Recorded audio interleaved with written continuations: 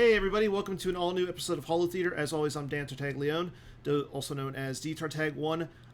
We have our second ever roundtable discussion going on tonight. We're supposed to have 5 people coming on, but unfortunately one of them is running a little late. I'm not surprised, it's a member of Team 5. But it's right now we have one of the members from each of the big teams minus KTOD because they're all retired. But we have Connor Britton representing you are Team Moneyball. Yep. Gregory Shaw versus Team 9,876,000, also known as the New Allies. Justin Yashiro, you're on Bat Mouse and Friends. The Killer Bees. I might be the only person on the whole team that doesn't have a B anywhere in my name. Mate. Oh, you don't either? All right. Yeah. There we go. There's I didn't know what your middle name was. John. And then last but not least, right now, is Jared Kosker, and your team, it could be worse. Correct. I thought you were guys Team Yankees. Team Yankees? No, I don't think there's people on our team who I'm pretty sure would be hard to get to totally agree to that. I don't know. I mean, I don't know. People from Texas. Who's from Texas on your team?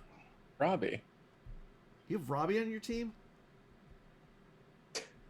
I'm pretty sure Kendall wouldn't care. Yeah, but... Kendall won't care. And then, there he is. Our last person late, following the tradition of Team 5 being late, is Cal Aldred. Are we normally late? Is that a thing? I'm referring to a certain Kyle on your team. He's either sure. late Well, or he misses the airplane or something like that. Yeah, that's Kyle for you, I guess. Yeah, but he's on your team, so I'm just saying you're getting your inner Kyle out. Sure, I will apologize for having to debug something for a client deadline. Oh no, I understand. But so tonight we got a roundtable discussion. We're going to talk about the tweak set, or as Chris Kelly has determined to call it, the fleek set. I still don't get it, but we're going to talk a little bit about that. We're going to talk about the meta going forward, because right now we have a major next month out in San Diego. So Star Wars CCG is returning to San Diego. I know Connor's excited because he lives, 3 hours away? Mm-hmm, exactly. So you get to drive to a major. How does that feel? I didn't think that was going to get to happen, but feels pretty good. I'm excited. Yeah. I'm also looking forward to driving to a major, for the record. Well, you get to do it because you're... Oh, yeah, you're in LA. I forgot. Yeah, I live 4 miles from Connor. I mean, as Kendall showed us, you can drive to any major you want if you try hard and believe in yourself. So that's a good valid point. Kendall is allegedly coming out to New Jersey this weekend, so props to him. I don't think he is. He was having some issues, but all right. I'm still very slightly possibility. I'm 20%. So maybe you guys can convince me. You guys having an event? It's a little local. I probably won't be there, unfortunately. Well, there's a reason for me not to go now. Unless you wanted to win, Dan. Now your chances go up. Yeah, but it's more fun to... Never mind. We're going to get off topic here. But let's get back on to topic. Let's go ahead and give some of the announcements before we get into our roundtable discussion. Starting off with the Champions League. It is still going on. We've had a few games so far, including, 5 games in Pod B, 5 games in Pod D, 1 game in Pod E, and 4 games in Pod F. So... Bill, Jared, everybody who's running it, they're anticipating a slew of games coming up soon. Jared has tasked me with doing a Dan-a-thon this weekend to cover as many games as we can. So let me know if you guys are going to be when you're going to be playing your games, and we'll see what we can get streamed. But as for the Champions League, it's still going on. You have about less than a week to play them. So we'll see what happens. And then coming up down the pipe, signups are live for the Batmouse 7th annual Gem PC. Right now we're at 56 players. Signups end December 25th. So it's going to be a fun event. It's always a fun event. Again, this is the 7th annual one. Big name players who are in it already: Drew Lichtenstein, Mike Kesley, Brian Fred, Justin Branch, Greg Shaw, Justin Miyashiro, Joe Olson, Chris Kelly, some other big name, Connor Britton. Is it all of us? Thanks, Is it- Dan. Chris Wirfs. I haven't signed up yet, but I Cal probably hasn't will. signed up, I'm sure I'll sign up at some point. and I don't think Jared hasn't signed up. Jared Napolitano has signed up. Jeff Levine. So there's a lot of good players who signed up for this, and like I said, Batmouse has been doing this for 7 years. How can you not sign up for it just for that fact? And it's online. You get to sit at home and play it whenever you want. You don't have to go to New Jersey. Can you play your match at the San Diego Open if you're both going? That's a good question. Talk to Batmouse. But speaking of the San Diego Open, as just brought us up to it. Right now, the San Diego Open is scheduled for January 20th to the 22nd. So it is a different format. Day one, you're going to be playing 6 games. People will be then playing 4 games on Sunday. So I kind of like that. It's different.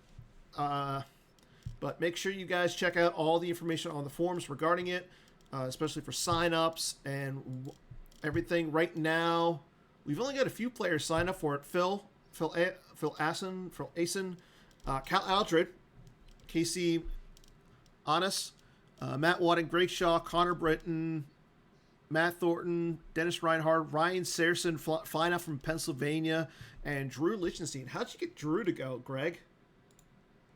Told him he could sleep in my bed. Okay, then. I didn't know that's how you would get Drew to go to an event. No, he was already on the fence and just trying to make things work with his schedule, and really wanted to come. And yeah, super stoked to hear him say he got all the logistics figured out. So he'll be there.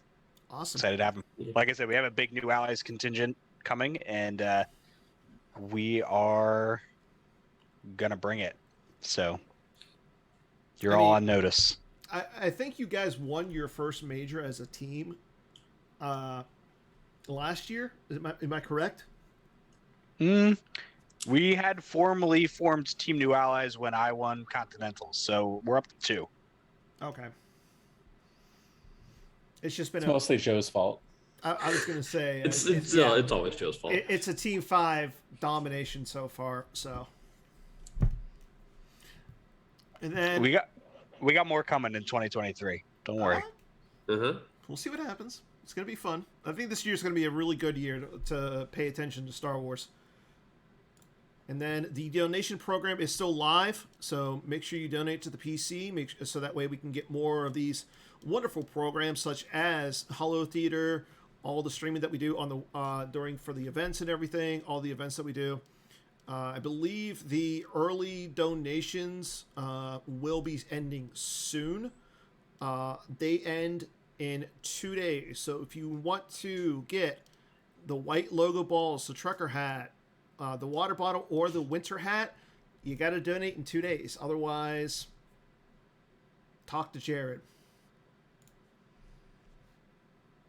And then, again, the Twitch incentive program for 2023 has been updated, including 2 new foils for the year, the Revenge of the Sith and the Coruscant Jedi Temple. They will be given out for a 1-month subscription and a 12-month subscription. And then tomorrow night at 9 p.m. Eastern, all of our wonderful advocates will get together and give out some awards. Those awards will include the 2022 Content Creator of the Year and the 7 Advocate Award winners, and then the 2022 John Anderson Memorial, or the John Anderson Volunteer of the Award. And then Jerry's saying in the chat they got some special announcements. So if you're not doing anything tonight, or sorry, if you're not doing anything on Wednesday nights, normally this would be the time slot for Holotheatre, but I graciously moved to Tuesdays to accommodate all of the advocates just for the show.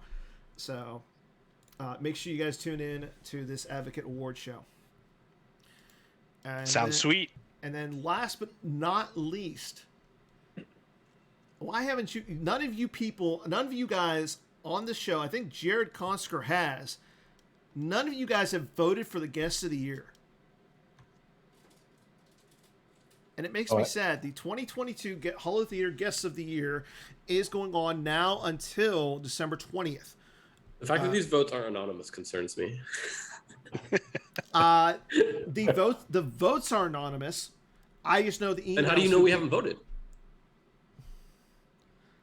Well, They're anonymous on the front end, maybe. yeah. Do you know who I voted for? No. I'm pretty sure that's the only thing I voted for because I was correctly asked and given a link. I have also not yet found it on the forum. It's under the announcements. Oh. Yeah, no one checks the announcements. Yeah, nobody checks announcements for some reason. I click on it when it's lit up because there's a new post, but I don't always read the new post. Well, we have a slew of amazing guests from this year, so make sure you guys go vote on it. Again, voting ends in a week actually, so that way we can tally all the votes, see who our winner is. Make sure you guys vote because otherwise it automatically goes to Chris Kelly. Just by legacy? Is that what we're... By default. He won the first one. I didn't vote for him. I mean, he's All not right, on Dan. the list, so I voted. That was easy. yeah. It's not hard. I almost voted, but you needed my email. But so, gentlemen, tonight again is our second ever roundtable discussion. Again, have one member of each of the current major teams in Star Wars CCG here to represent their teams and such. So we're going to talk about the tweak set 20, and what is going to go on at San Diego and what's going on with the Star Wars meta moving forward. So first of all, why don't we announce, like, it's okay, so announce who you, like, let's talk about, like, each individual, who you are and such. Like, I know I said your names and everything, but, like, Connor, you're in charge of playtesting, for example. Is that correct? Well, yeah, playtesting lead. So you worked a lot behind the scenes, getting people to playtest all the stuff in regards to this new set. Was it hard to get people involved with this one?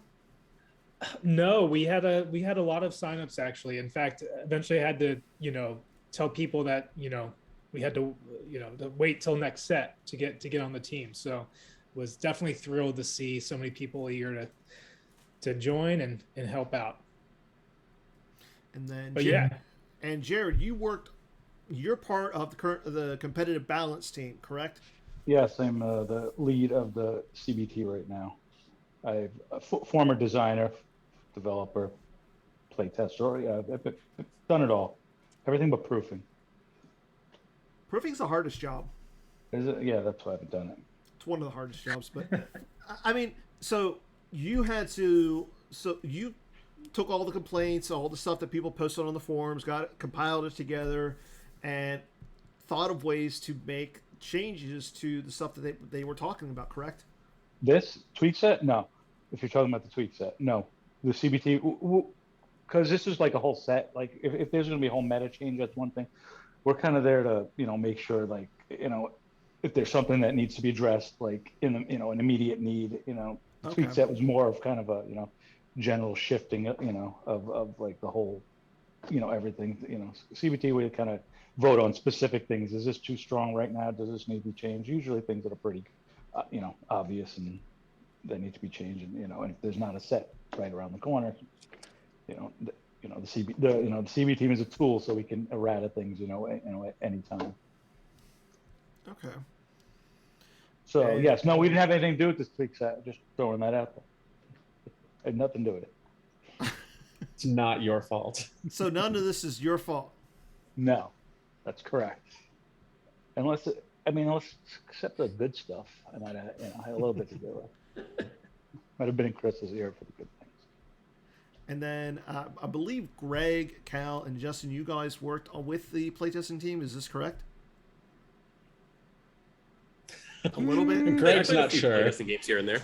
No, I was not involved. I'll be completely honest. I haven't been involved in playtesting in any official capacity in a while, and I kind of checked out once the set was announced. I'm really looking forward to it, but admittedly kind of checked out. And now that it's official, ready to dive back in. Okay. Yeah, I know. Yeah, I did. some. Oh, sorry. Go ahead, Justin. Oh, so I know. Yeah, Cal and I did a number of playtesting games. I don't think we actually played each other this time, but we have before. But yeah, there were a number of I know Chris Kelly in particular. I mean, Chris and Connor both were pretty active in, hey, test this deck, try it against various things, see if this week has been enough to fix it. See if this week has been enough to fix it. I know one of the big topics of discussion since the set's been released or since it was spoiled was the hand size shields. Mm-hmm. And I can certainly say that those shields went through a couple of iterations, and one of the earlier ones were like, is this enough to kill the 9s deck? And I played it in testing, and no, it was not. It was not enough to really affect the deck pretty much at all. So that's kind of why it went through multiple versions to reach on where it is now. So that at least is something that I know I worked on a fair bit. So Okay, and Cal, go ahead and talk about what you did.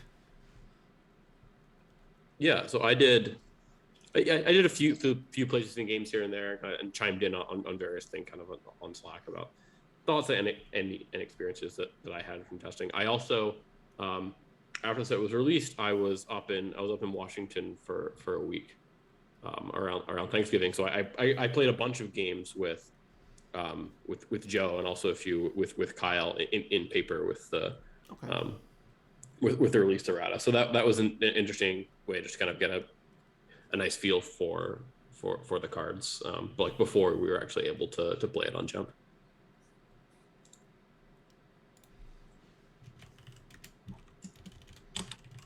Awesome. So I gotta ask, when you say you took the cards after they were released, so, but how did you playtest these cards in paper form? Did you guys make proxies?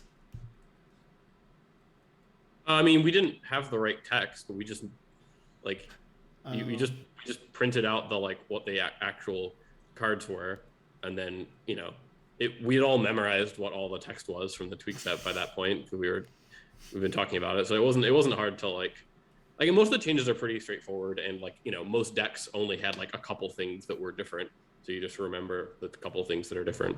So we just built the decks with the current official slips, and then didn't bother actually I was hoping printing out or writing the official text on. We just knew what it was. I was hoping that you guys would have made some sort of proxy or something, with the you take a black and white card with the actual the new game text on it or something. that sounds like a lot of work. It does. It sounds like a lot of work, but I mean, we're already making. I mean, yeah, we basically just proxied the text as if it was the actual legal text. This whole process sounds like a lot of work, and I'm happy you guys did it. I just waited. I waited for it to all be done and for Drew to send me deck lists of what to play now that everything's final, and I'm ready to go. Yeah, I mean, a lot of it was playing games that were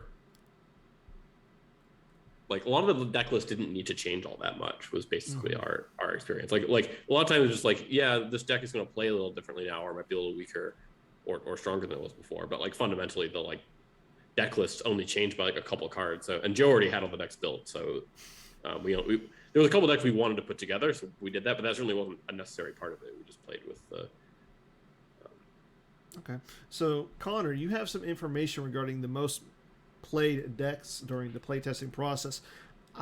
Let's go ahead and let Greg, Justin, Jared, and Cal guess on what they think the most playtested deck were. For light side and dark side. All right, I have a guess for dark side.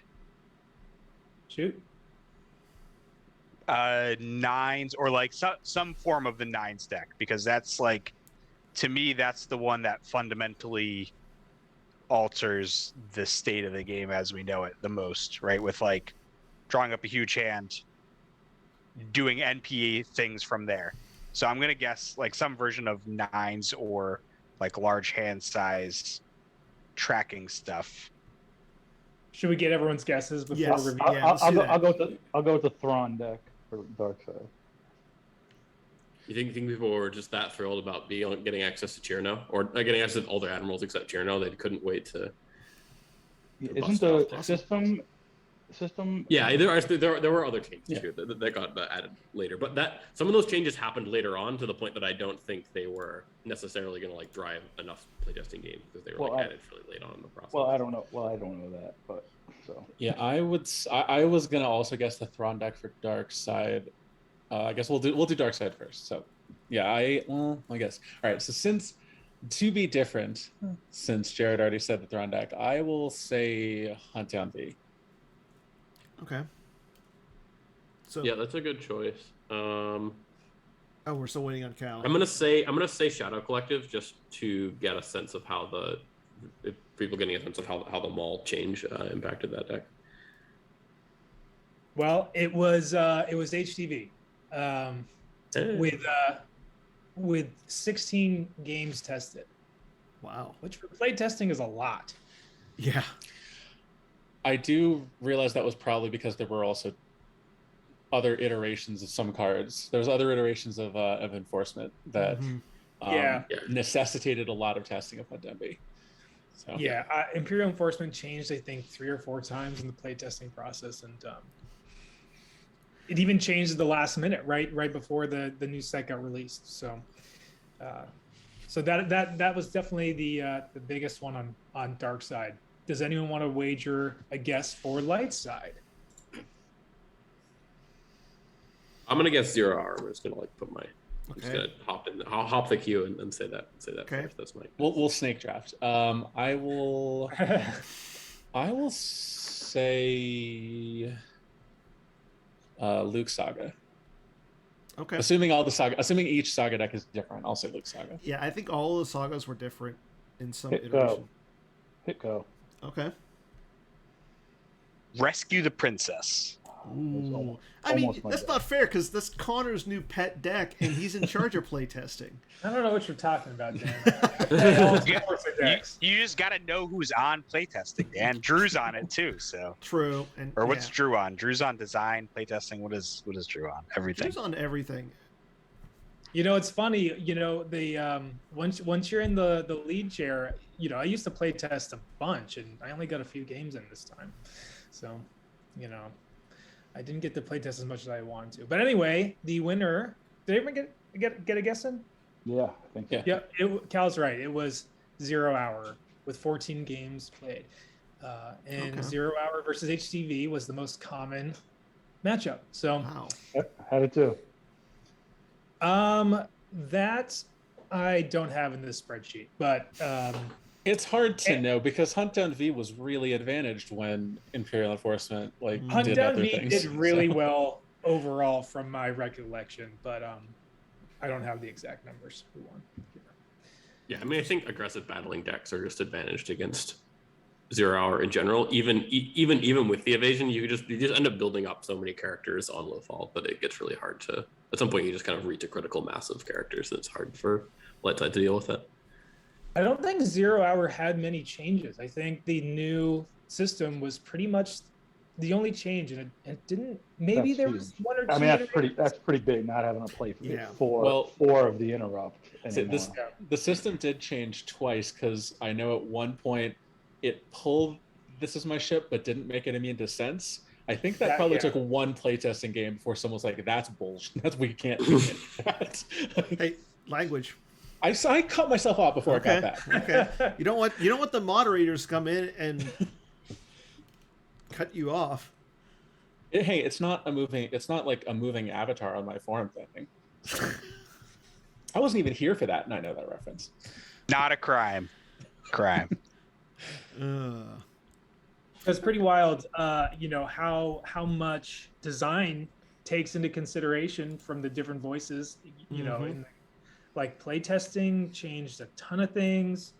The previewing the cards changed a ton of things. Just letting people talk about it. So, that's one of the things that I I guess I don't know, maybe I didn't notice as much before, but with this set in particular, it really seemed like there was a lot of feedback listened to, which was really cool.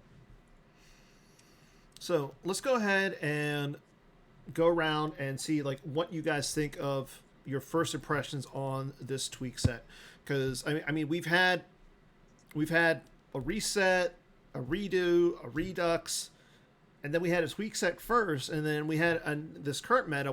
This is our second, I believe, tweak set. So what do you guys take about it? Like, what's your initial take? Let's start with Connor. You're the first one to my right. Yeah. Overall, I really am happy with what came of it. Again, like being on play testing, you get to see a little bit, what happens behind the scenes, the different iterations that deck or cards go through. But in the end, everything really seemed to land in a good spot.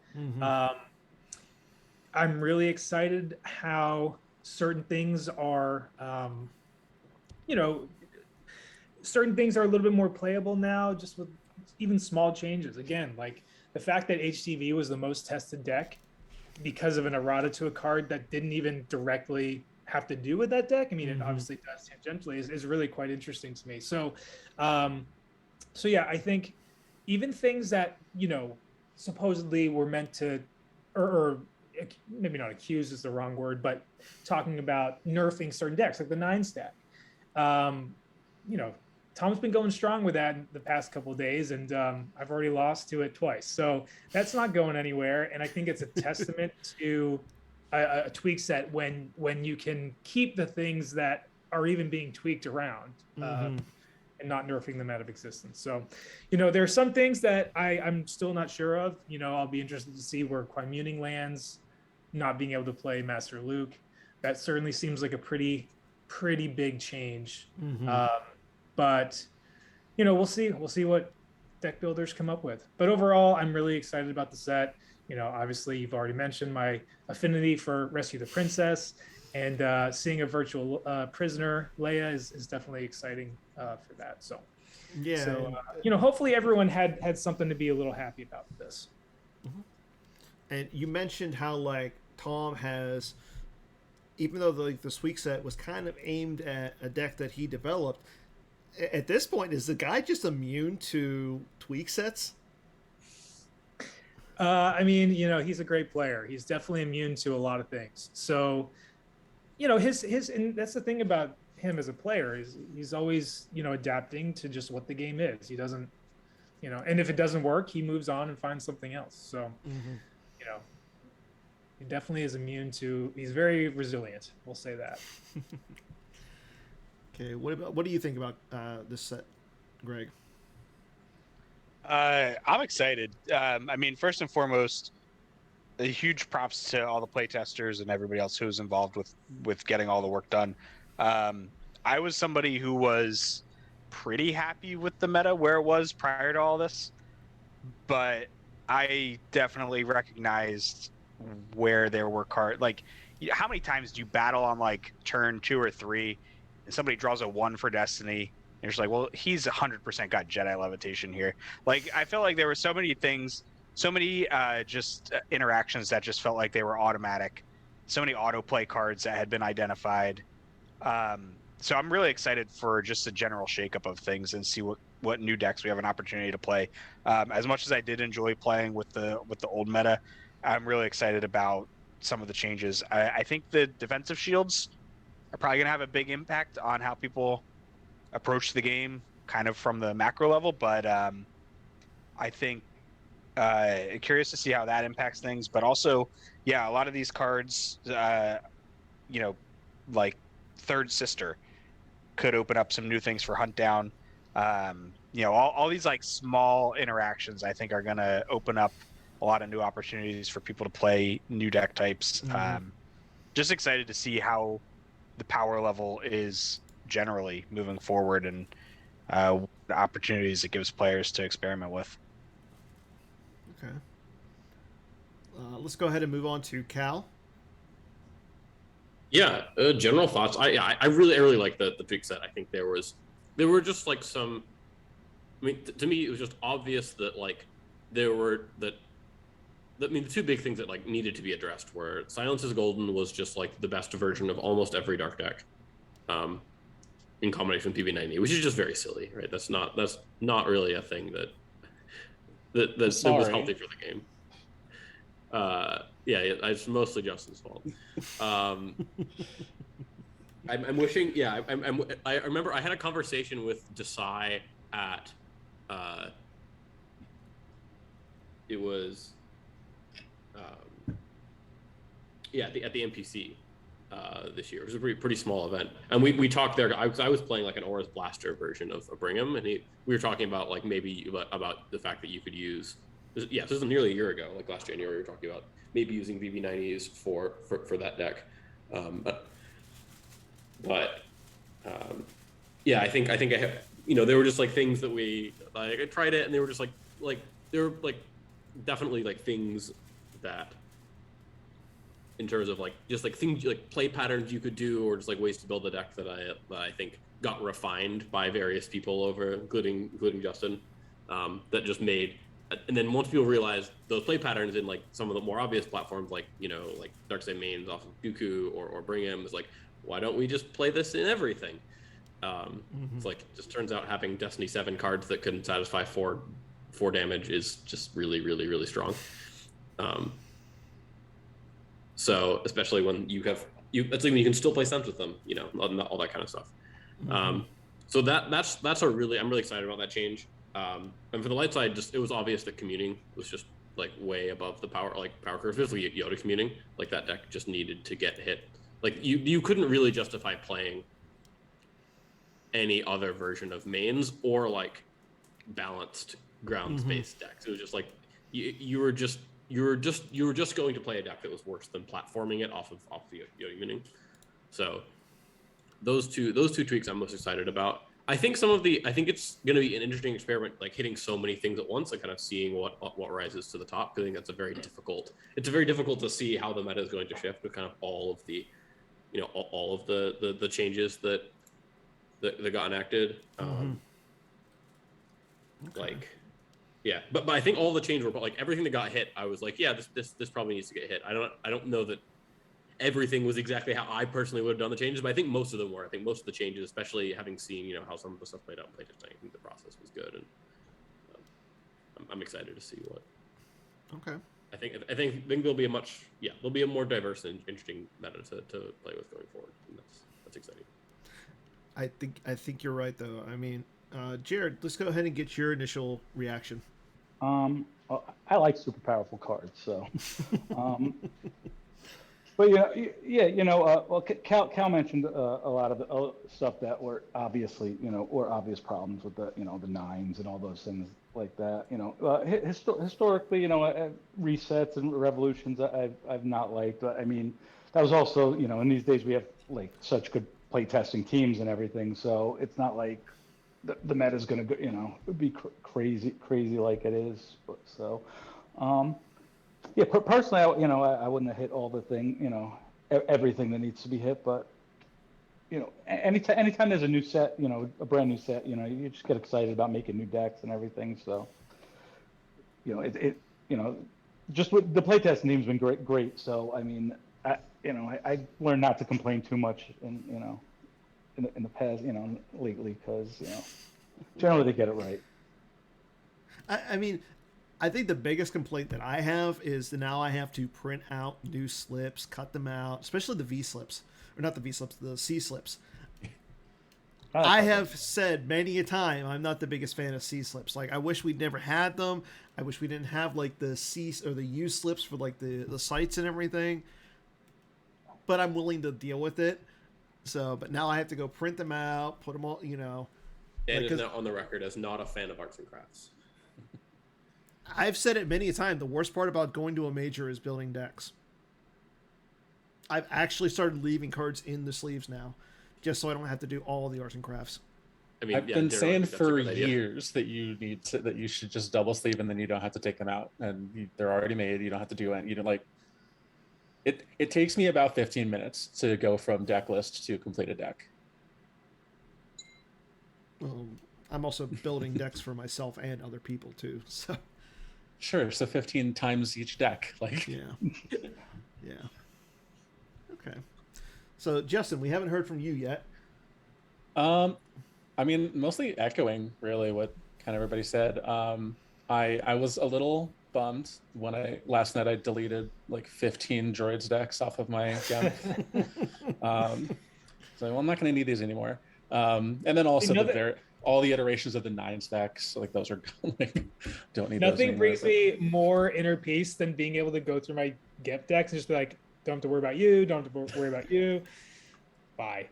Yeah. So, and I realized like preparing for some Champions League games and stuff. One of the interesting things about this set is just I'm like, what do I play now? Like, almost all of the top decks on both sides were hit. There's like very few survivors that made it through without really any changes. And even those you kind of have to reevaluate. Like, okay, well, but is this deck still good because the decks it was good against are worse now, so they're less likely to be played? So, right, you kind of get to go through all that whole thing. So, like, it's not just a new set, like bringing like 1 or 2 new decks and then like a couple of changes to a couple of archetypes. This is like, as the tweak said, it's going to be a big sweeping change to the whole meta. So I think that was like that's really interesting. And like part of me is kind of annoyed because I didn't even know how to play all the decks that were good before. So it's like let's just like start over and learn everything new again. But it's also interesting because like I mean somebody said on Slack the other day, it's like they've seen a lot of people trying like Twin Suns and stuff. And I know there's people just like, oh, you can do like weird weather vane stuff with City in the Clouds and all. So it's like, all right, like there's some fun exploration to be done here. So I think there's some cool stuff, and I'm excited to try it. So I think it's what. Yeah, I agree that Twin Suns is now an interesting platform deck because it's the only way to pull whatever exterior titling battleground sites you want. There's no other card in the game that does that. I've been looking back at like old IE lists for inspiration of like sure, yeah, I guess you have IE, but like IE is not like an open-ended platform. Like it's right, you're very restricted in what you right. do. Twin Sun gives you a lot more flexibility than IE does. Yeah. So we had some creative Twin Suns decks in playtesting. I won't spoil anything, keep it open. But I mean, we'll just see what comes out of it. But it's an open-ended platform, so people can have fun with it. Yeah. Okay, so we talked about your initial stuff. So now looking forward, let's go ahead and let's dissect the meta because, like you said, right now we have the Champions League going on. We've seen a lot of players play the same kind of stuff. Like I know I saw a game earlier with Batmouse versus Joe. Joe played Yoda Commuting, and most of the exact same deck that he played at Worlds. So I think we should break down the meta. That way our viewers especially can have an idea what to play going forward. So why don't we start with Dark Side? And instead of starting with Connor this turn, Justin, you're on the button. So, well, obviously all the droid decks are dead, so don't worry about that anymore. But none of the decks were really didn't function without the droids package. Like Brigham still works without it. Shadow Collective still works without it. Brigham does have to adapt to the fact that you don't have Palpatine returned anymore. So that's a big hit. That's something to consider in terms of how you plan out your package. But like one of the things is like a bunch of decks were hit, but there's very few decks that I think were actually killed.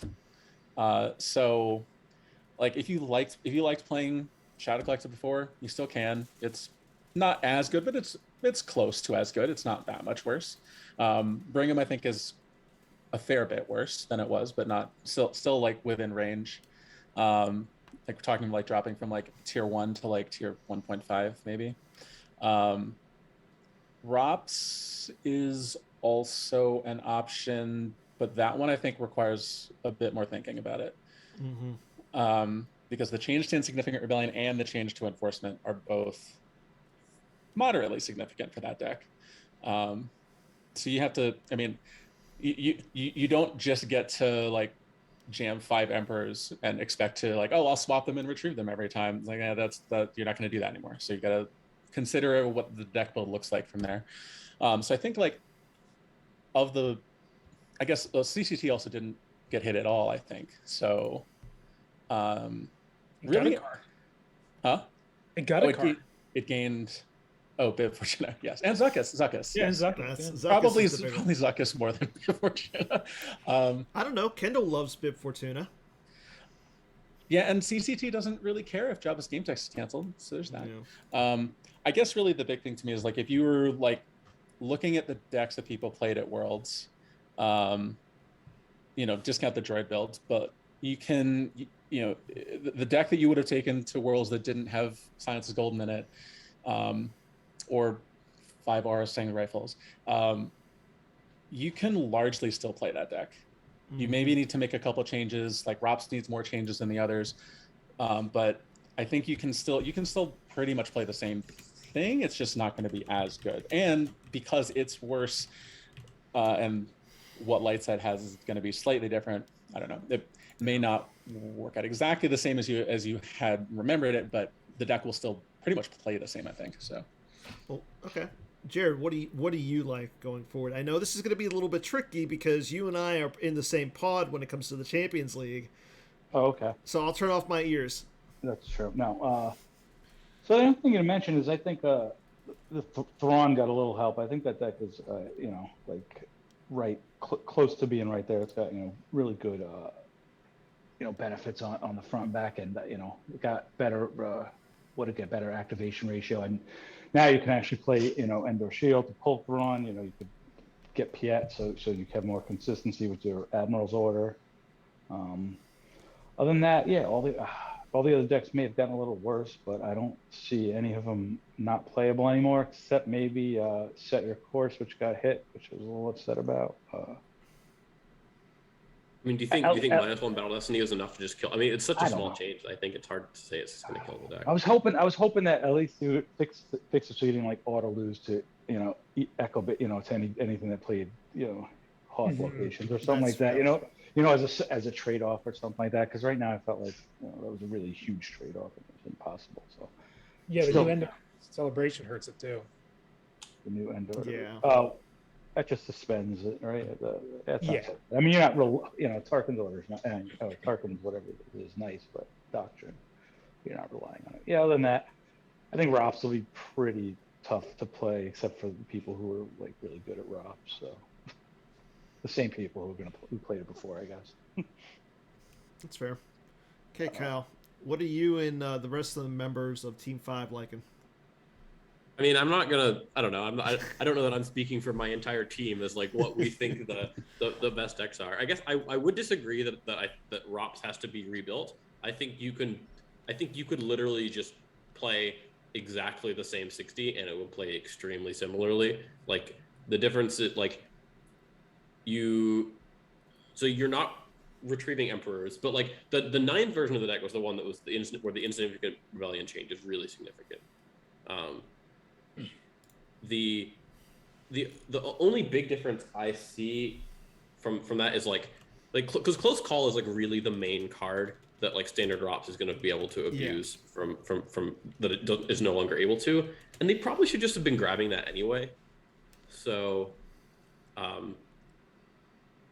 mean, I think that in general, I think Rops is still going to be good. It's slightly worse, but like every good Lightside deck was probably probably hit harder than Rops was. I think some of Rops, like if you match up like Diplo, are probably,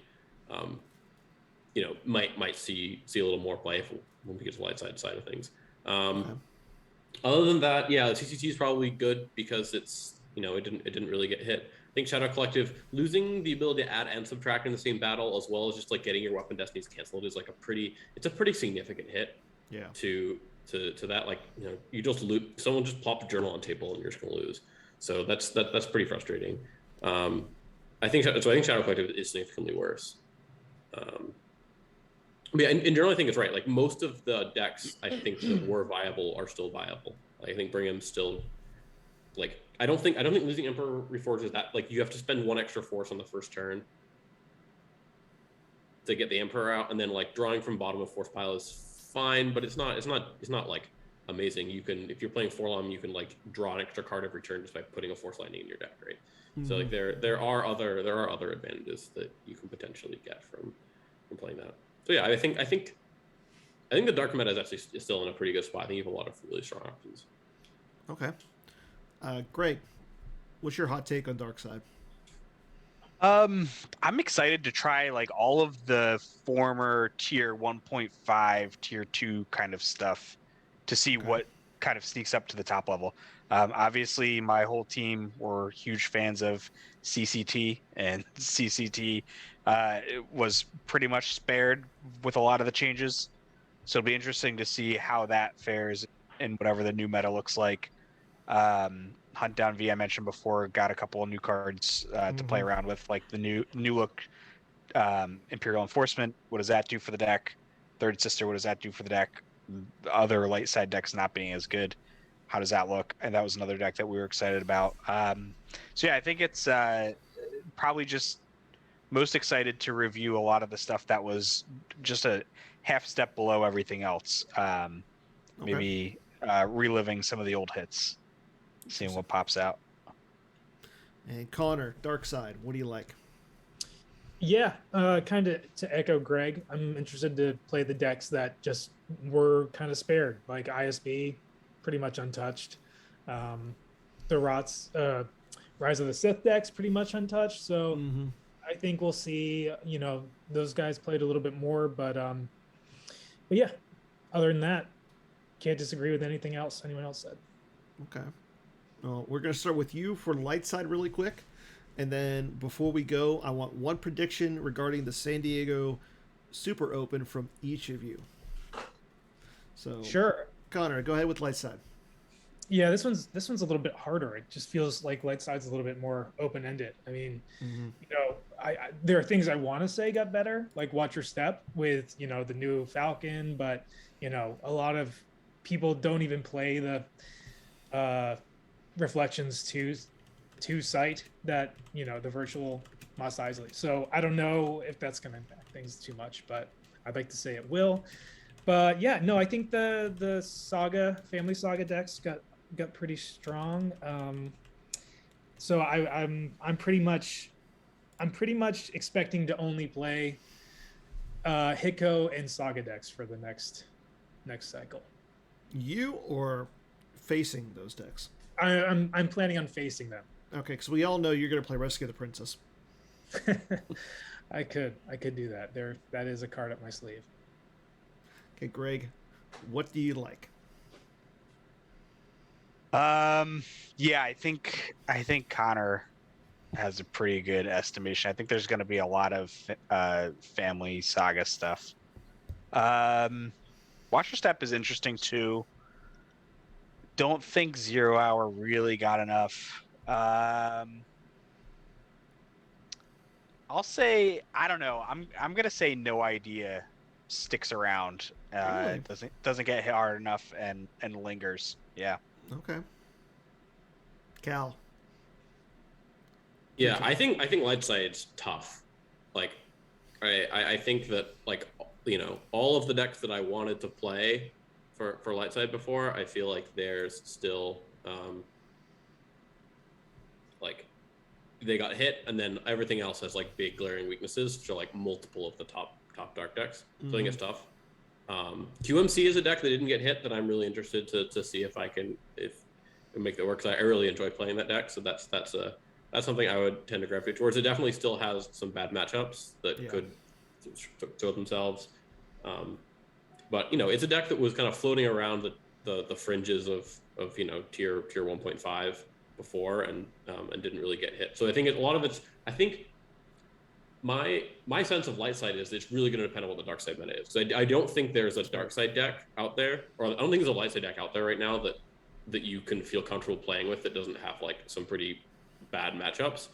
where I think dark side, there are just a lot of like pretty strong options. And so I think a lot of the light side is going to be, there are a lot of decent options, but they're all going to have weaknesses. And so it's going to be like, what do you anticipate the dark side meta to be, and like picking the deck that you think is going to line up against that expected meta.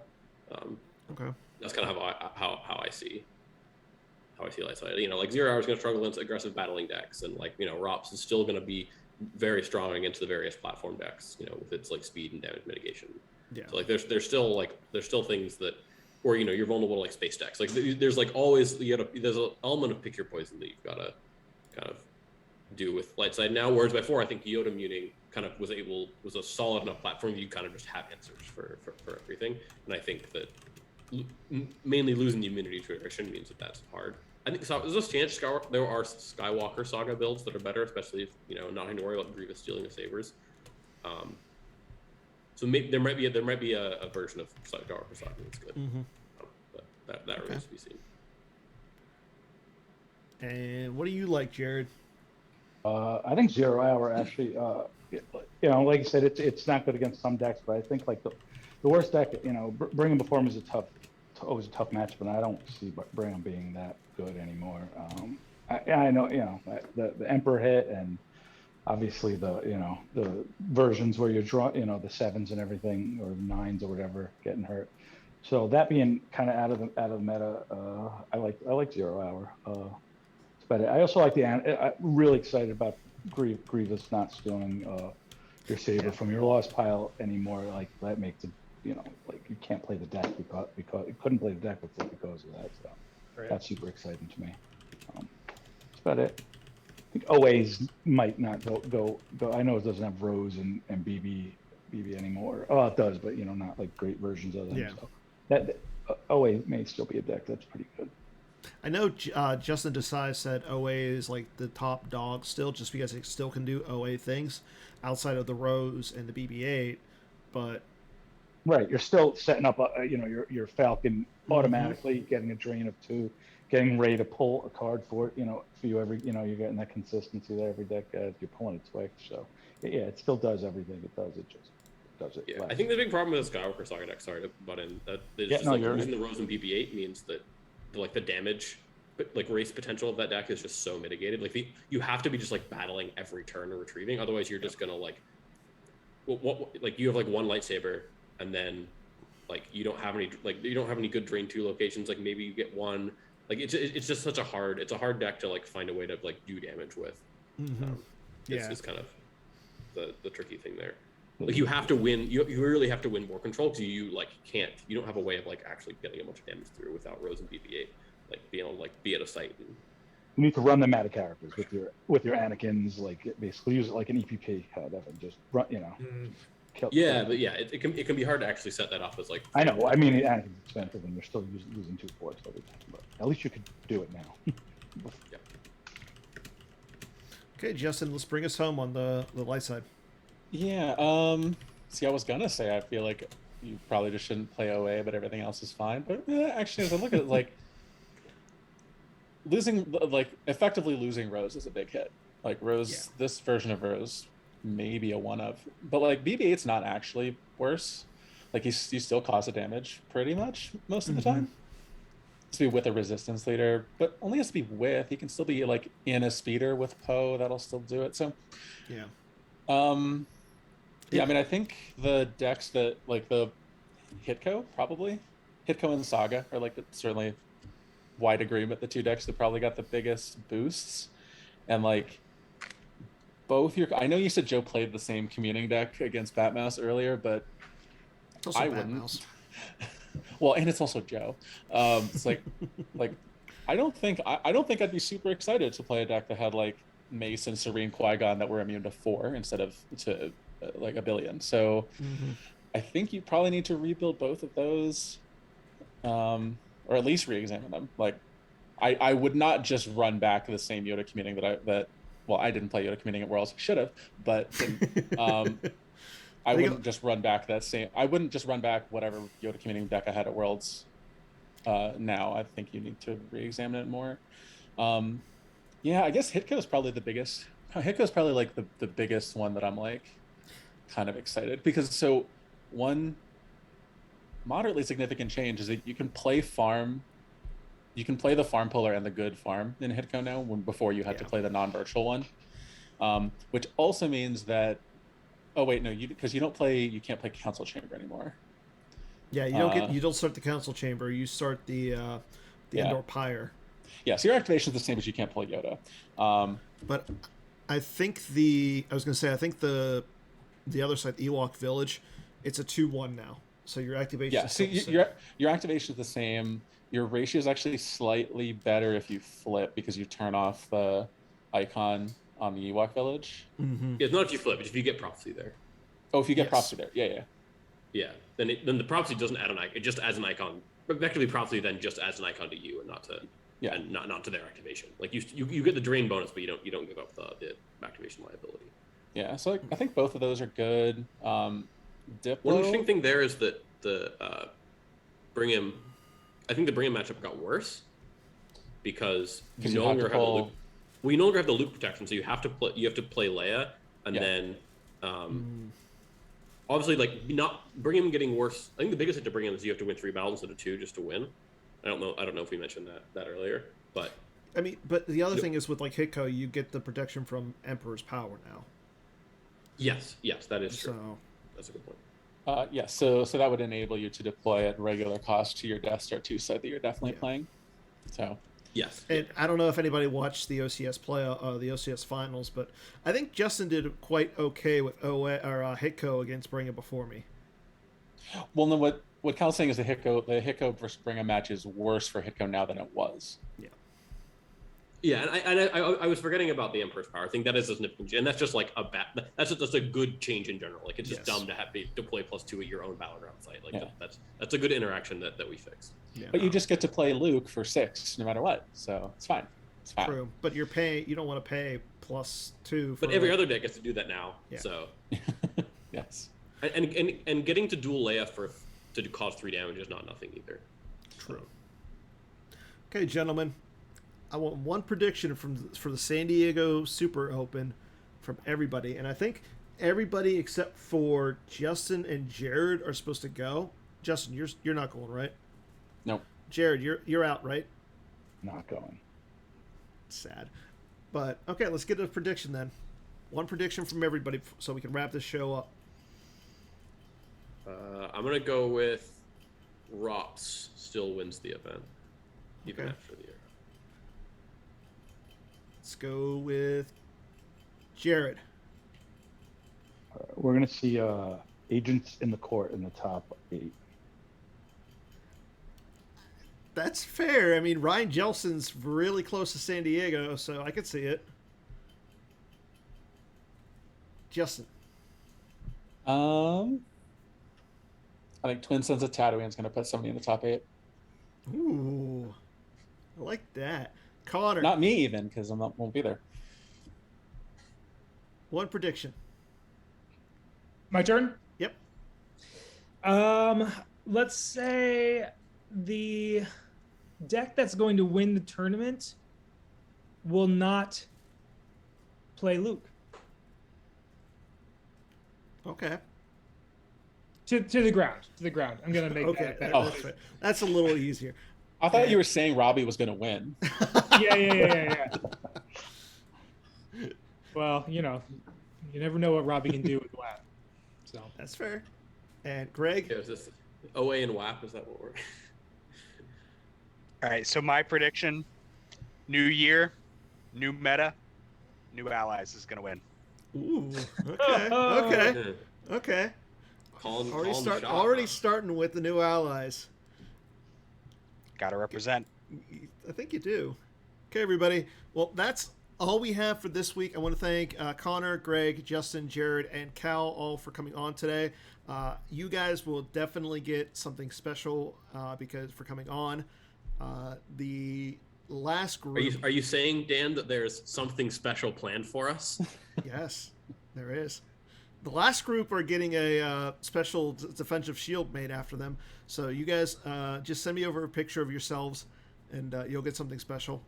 For those who are going to San Diego, you'll get it in before the rest of you.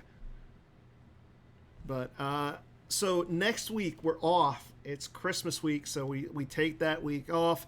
But we'll be back on the 27th to wrap up the year. We'll have all of our normal co-hosts on to talk about the year and review high, lows, and new allies. But and then we'll also announce the guest of the year. So make sure everybody go out and vote, or Chris Kelly wins. So until then, everybody take care. Enjoy yourselves. Merry Christmas. Happy New Year. All the holidays, whatever. But take care of yourselves. And as always, may the force be with you. Cheers. For having us.